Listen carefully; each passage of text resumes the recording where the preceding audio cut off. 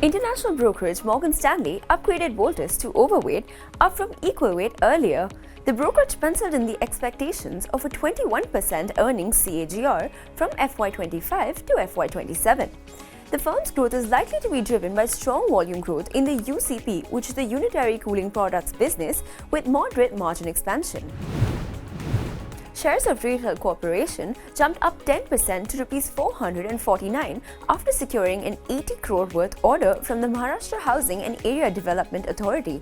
The telecom company announced that it will establish, migrate and manage cloud-based data center and disaster recovery sites for MHADA under its new contract. HDFC AMC shares jumped up 6% after strong Q2 results, with the market capitalization of the company topping the 1 lakh crore mark for the very first time. Improved yields, steady momentum in equity assets under management, along with robust top-line growth, fueled the bullish sentiment around the stock.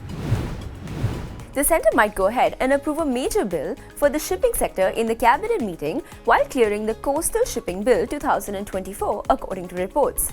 As a result, shares of Shipping Corporation and GE Shipping were trading sharply higher after the news report, as it could pave the way for measures to improve traffic at major ports. Rallis India shares skyrocketed up to 14% as investors rejoiced the company's well-rounded performance in the July to September quarter. The firm delivered growth on all key parameters such as profit, revenue, and profitability in Q2. International brokerage Jefferies has downgraded shares of Asia's oldest stock exchange, BSE, to an underperformed rating as the near-term risk-reward ratio has turned unfavorable. This comes following the 100% run-up in the stock price. The brokerage downgraded BSE to perform from hold as the valuations are factoring large gains for a strong bounce back in market volumes for BSE. KEI Industries tanked as much as 7% after the firm's operating margins contracted in the July to September quarter. Despite recording growth in the bottom line as well as the top line, the company's EBITDA margin still shrank 70 basis points on year to about 9.7% in the September quarter. This clearly disappointed the street.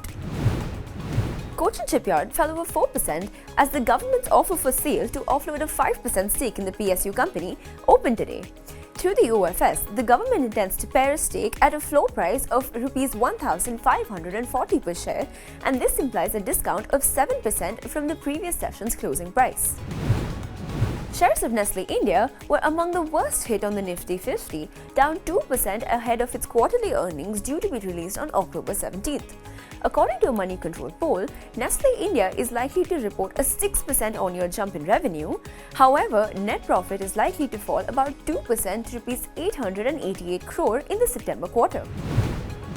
Shares of Zydus Life Sciences fell nearly 3% after a US federal judge ruled in favor of a disputed company in a patent issue over a blockbuster cancer drug. MSN Lab, which collaborated with Zydus Life, conceded that its generic version of a cancer drug infringed on 3 of Exelixis's patents.